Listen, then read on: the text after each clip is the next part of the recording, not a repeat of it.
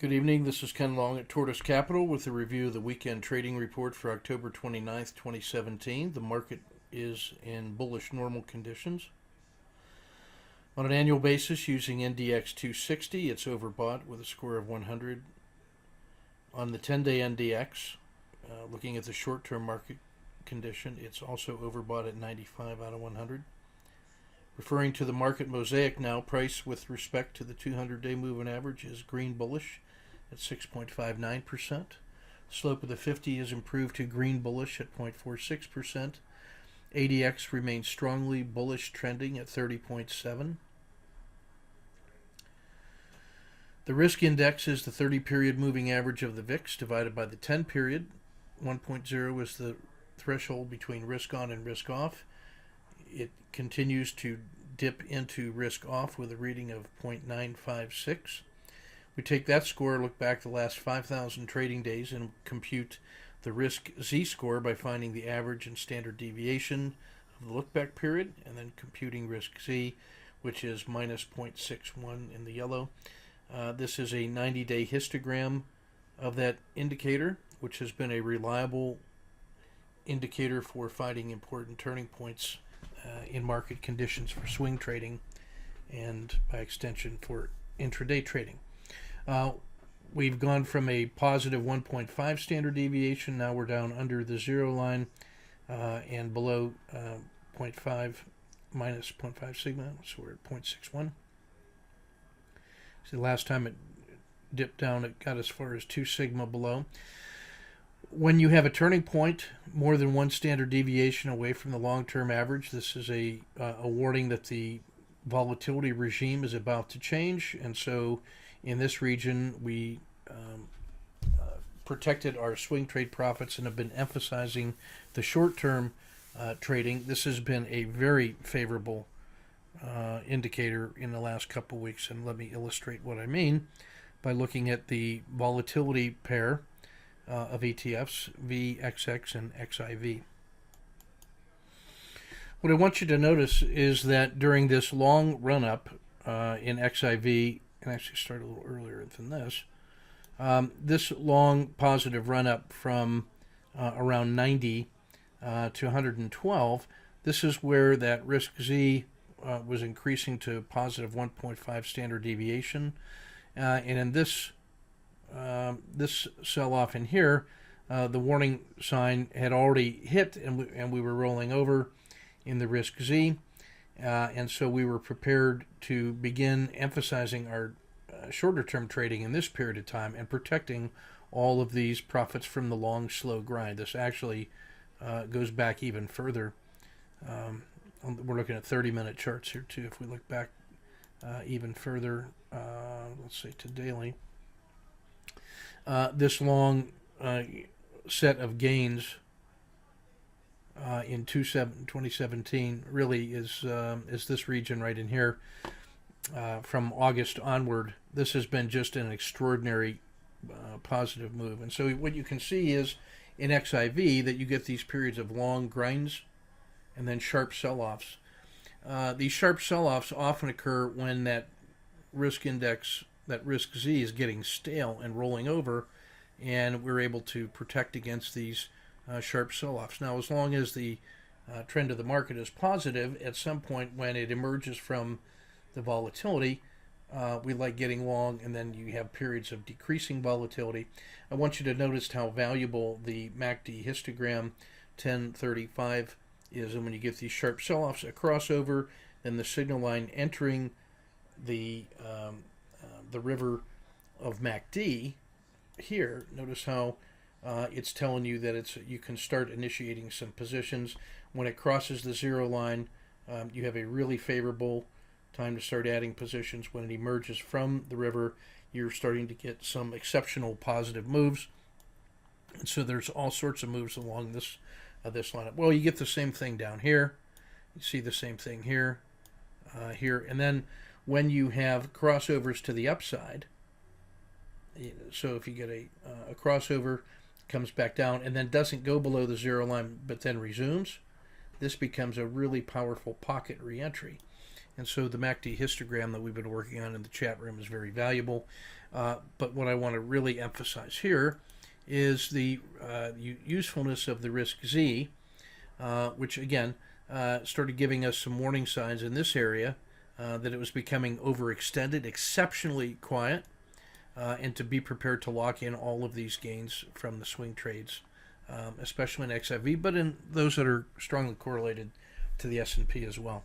And so now what we have is we have this sharp crossover here, so with our entries around 98, and then possible entries here at 105.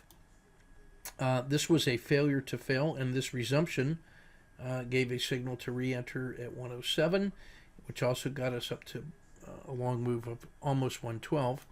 And now what we have is a crossover on the upside again, coming down towards the zero line. So this is be prepared for short-term sharp volatility incidents, and that is very useful for intraday trading.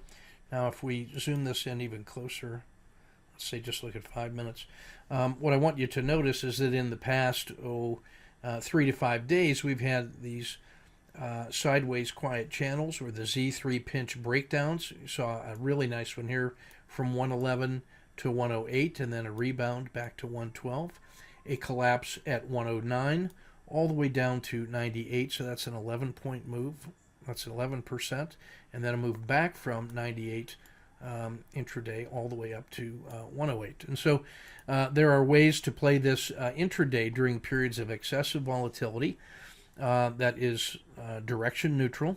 And again, you can see SQCs and Z3P breakouts to the upside that become very favorable. This very narrow range here was everybody getting quiet over the weekend and deleveraging their positions, and now we're ready for another set of Z3Ps and ready, really market neutral, with the range being 98 to about 112, and a breakout above, well, let's call it 113.5, being a signal of a resumption of the bullish move. So there's a lot of politics baked into the game. But what I want to suggest to you is that this risk Z gives us very important information when to start initiating entries back to the long side in a bull market, when to start preparing to preserve those profits and increasing our emphasis on short-term trading. And then when it goes below the red line, this is where that runaway panics to preserve profits can occur. And then we're looking for turning points at greater than 1 sigma away from the zero line, and then looking in the, this is as if this were the spring, looking to do some spring planning to get long once more when the volatility has subsided. So we're playing that like the breathing in and out of the market. So that's enough on the risk Z. We'll be rebalancing the BMR portfolios this week. These are the current holdings. They're all doing fine. The leaders in the clubhouse as of Friday close of business, you can see for the ETF 13, 22, and 32 portfolios here.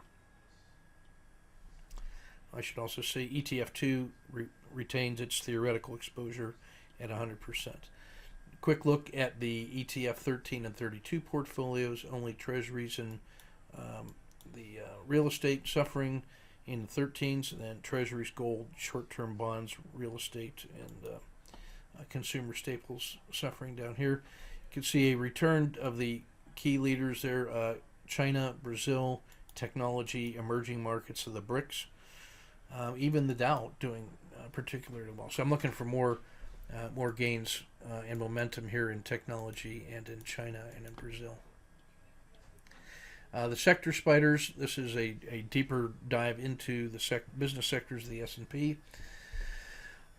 Clear winners for momentum, technology, semiconductors, banks, regional banks. So finance has been doing very well. You're seeing also consumer discretionary, XLY had a nice week, and oil and gas exploration. But it looks like to me technology and then the international markets looking well. ETF Max, these are the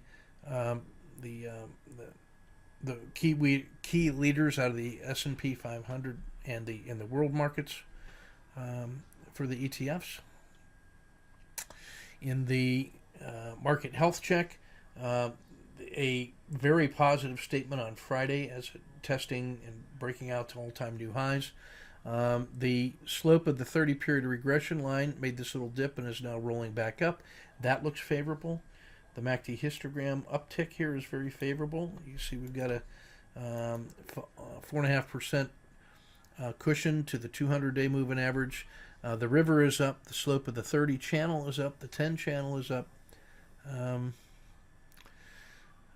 This is all looking to me to be favorable to the long side, but with the provision that risk Z still warns us that there was a period of sharp volatility these last 5 days. That still, in my opinion, hasn't been fully processed. So we're going to be alert to that. ETF2 regional report, everything is on a buy signal, so the model remains at 100% invested. In the globals with a score of 63 are better than the U.S. large caps at 60, so it's the globals over the U.S. Inside the U.S. it is technology at 67, then the S&P at 60, then small caps 59 and mid caps 57. Emerging markets and U.S. tech are the strongest. U.S. Small caps and mid caps are the weakest. Energy sector suffering, technology excellent. Inside the sector spiders. Again, a mixed bag here inside the U.S. Europe, all positive. Mostly positive in Asia, with South Korea and China really doing well. The ETF top 30, again, I look for green and white as the emerging strength. So things like biotech, China, emerging markets, U.S. tech. Again, that's where that new money is flowing into. Things that are green in strength and consistency are the ones where we've seen more consistent outperformance and may already be fully valued.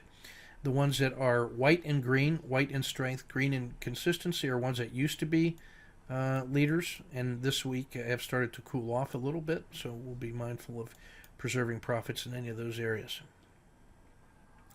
Shifting to the daily report, quite a few channelings and overreactions still available.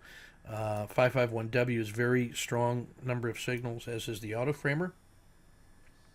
And that's a function of this sell-off in volatility has created some pullbacks and gaps, and you can see that reflected here in the NDX 10 and even IEV, the European 350 showing a channeling rule firing.